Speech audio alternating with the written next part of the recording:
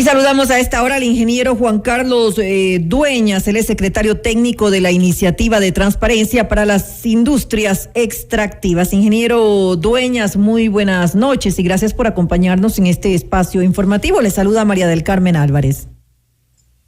Buenas noches, María del Carmen. Gracias por el espacio para informar sobre este interesante proyecto y buenas noches a quienes nos sintonizan. Ingeniero, explíquenos inicialmente de qué trata esta iniciativa internacional y desde cuándo nuestro país forma parte de la misma. Correcto. La Iniciativa de Transparencia para la Industria Extractiva comprende un estándar global para la buena gobernanza del petróleo, gas y los recursos minerales. El Ecuador fue aceptado como país implementador número 55 en octubre de 2020. Después de más o menos 13 años de gestión con el Ministerio de Energía y Recursos Naturales No Renovables. Y cuéntanos, solamente hay hasta el momento 55 naciones que forman parte de este estándar internacional. ¿Cuáles son los avances que se están dando en nuestro país? Usted estaba comentando hace un momento que Ecuador formó parte a partir de octubre del 2020.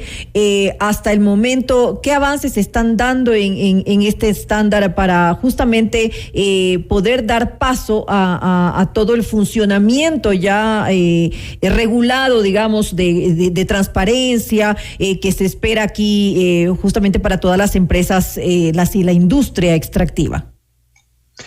El corazón de Haití, el corazón de esta iniciativa, recae en el grupo multipartícipe, que está conformado por representantes del gobierno, de las industrias del sector extractivo y de organizaciones de la sociedad civil. Este grupo toma las decisiones sobre cómo se implementa el estándar en nuestro país. La Secretaría Técnica cumple el rol de ejecutar y coordinar esas acciones en función de los requerimientos que establece este estándar. Actualmente, actualmente el Ecuador cuenta con este grupo multipartícipe y con un plan de trabajo que tiene fecha hasta diciembre de 2022. Este plan de trabajo abarca varios ejes que buscan identificar, organizar y divulgar información relevante del sector extractivo. Este plan de trabajo, como usted dice, va hasta diciembre del 2022. ¿En qué punto estamos en estos momentos entonces? En este momento hemos realizado la recopilación de información a instituciones del sector público que tienen competencias específicas en el sector extractivo. Esto nos va a permitir elaborar una descripción del marco legal y el régimen fiscal del sector extractivo, ¿sí? Además, hemos recopilado bases de datos con información sobre contratos y licencias. Estos nos van a permitir mostrarle a la ciudadanía de manera tabulada y gráfica, por ejemplo, cuántos proyectos mineros en distintas fases se desarrollan en distintas provincias del país, cuántos proyectos petroleros se están desarrollando en nuestra zona oriental, en la costa también. Ese tipo de información es la que queremos identificar, como le digo, organizar, contextualizar también, que es algo muy importante. Haití no busca solamente lanzar datos, sino también contextualizar para que la ciudadanía aumente sus capacidades y pueda generar debates informados en este sentido. Usted nos estaba hablando hace un momento de que la información va a ser pública, que justamente se está recopilando información buscando esto, pero ¿cuándo se va a dar a conocer? ¿Cuándo podríamos ya tener esa información al alcance de los ciudadanos?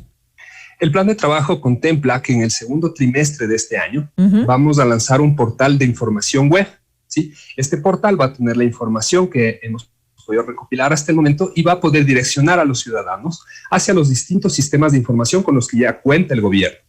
¿Pero qué contempla esta información?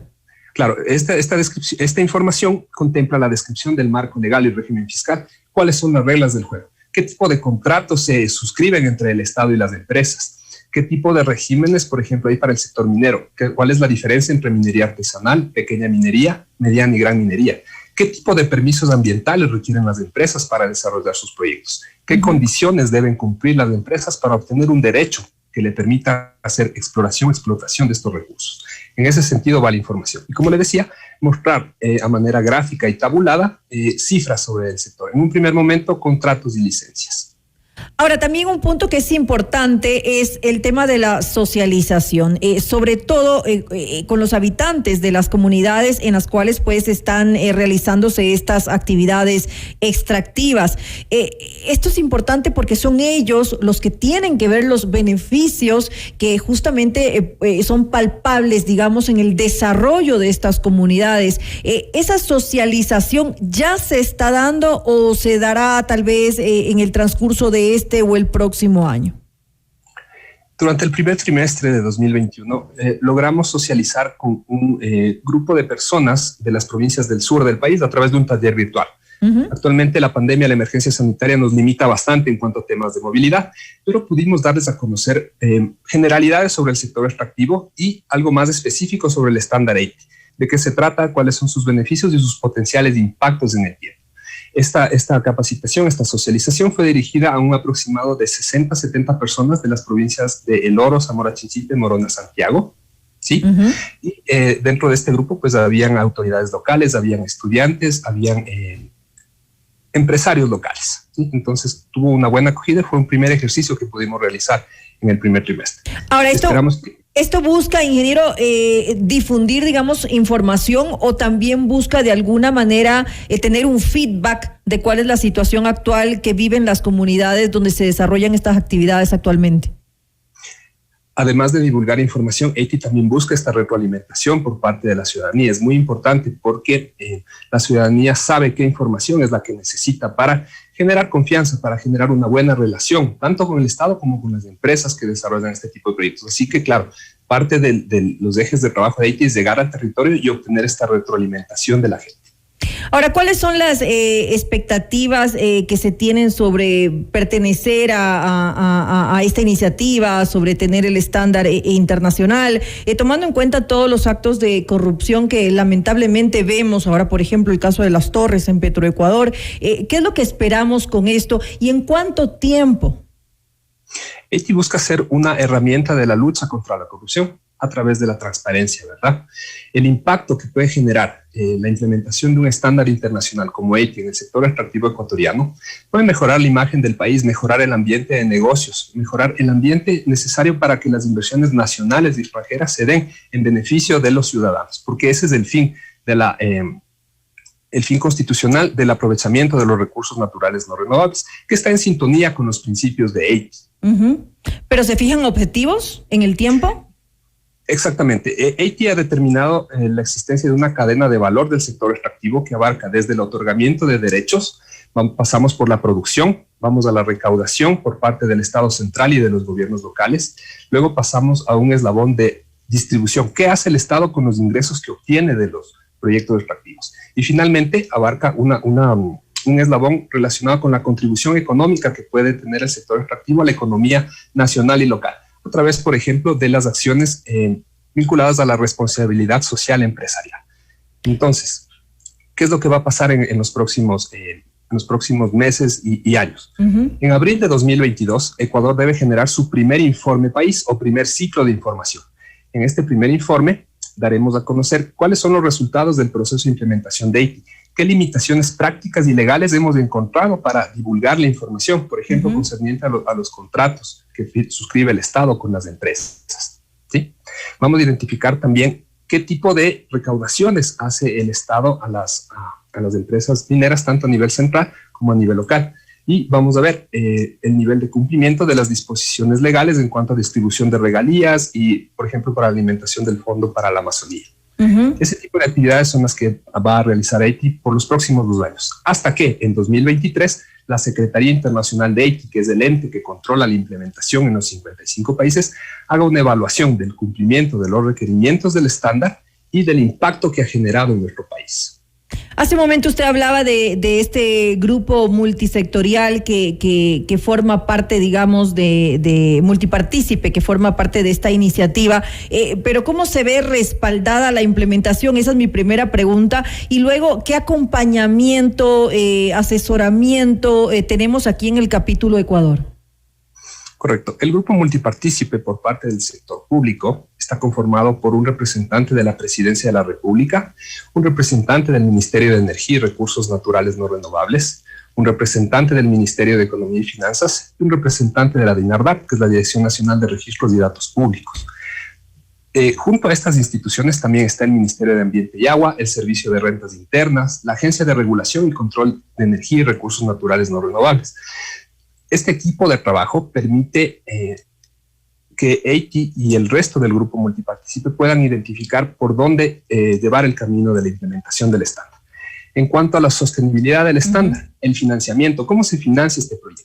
En este momento nosotros estamos gestionando fondos del Banco Mundial por un monto de $600,000. Estos permitirán mantener el proceso de implementación del estándar durante 2 años.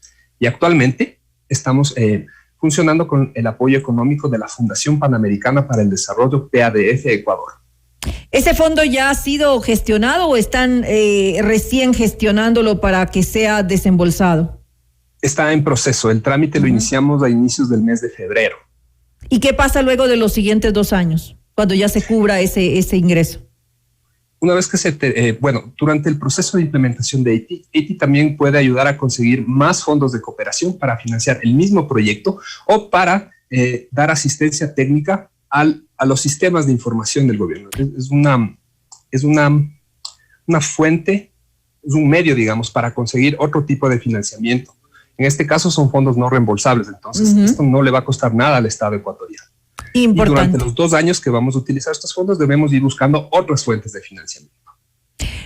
Ya para finalizar esta entrevista, ingeniero, analicemos un poco cuál es la situación del sector actualmente, tomando en cuenta pues la crisis que se vivió el año anterior con el desplome del precio del barril de crudo y además con las roturas de los 2 oleoductos principales que tuvimos aquí en nuestro país. ¿Qué podemos decir sobre la situación actual de este sector? Correcto. El día de ayer, el Ministerio de Energía y Recursos Naturales No Renovables realizó la presentación de su informe de rendición de cuentas. En el mismo mostró varias cifras sobre el sector, tanto de hidrocarburos como el sector minero. Y algo muy importante, algo que hay que resaltar de esa presentación fue que en el 2020 las exportaciones mineras llegaron a $921 millones, convirtiéndose en el 6º producto más exportado del Ecuador. Y en cuanto al sector de hidrocarburos, se indicó que la producción diaria de barriles de crudo llegó a 479,000 barriles por día. Una meta inferior a la que se habían propuesto, pero se evidencia que existe una participación importante del Estado en esta producción. El 80% de estos 479,000 barriles son de producción estatal y el 20% restante es de las empresas privadas. ¿Expectativas para el 2021? Darle continuidad al proyecto. Hemos podido contactar al equipo del gobierno que va a asumir el 24 de mayo y de su parte pues han manifestado el compromiso con la transparencia. Entonces eso es algo muy importante, ya que deben delegar nuevos representantes entre el grupo multipartícipe y dar el impulso necesario para conseguir los fondos de cooperación que permitirán a la iniciativa funcionar durante 2 años. En un primer momento. Y como usted lo ha dicho, es realmente lo que se espera de esta iniciativa, que haya transparencia, buen gobierno, que evite justamente los actos de corrupción y que haya pues la rendición de cuenta a los ciudadanos, que son realmente los dueños de justamente los del petróleo, de los minerales, de todo lo que se extrae por parte de las industrias del sector y tienen derecho a que se les dé una rendición de cuentas de los ingresos que son percibidos por estas actividades extractivas. Le quiero agradecer entonces al ingeniero Juan Carlos Dueñas, secretario técnico de la Iniciativa de Transparencia para las Industrias Extractivas, por habernos acompañado en este espacio informativo. Muchísimas gracias. Estoy a las órdenes para informar a la ciudadanía. Muy buenas noches.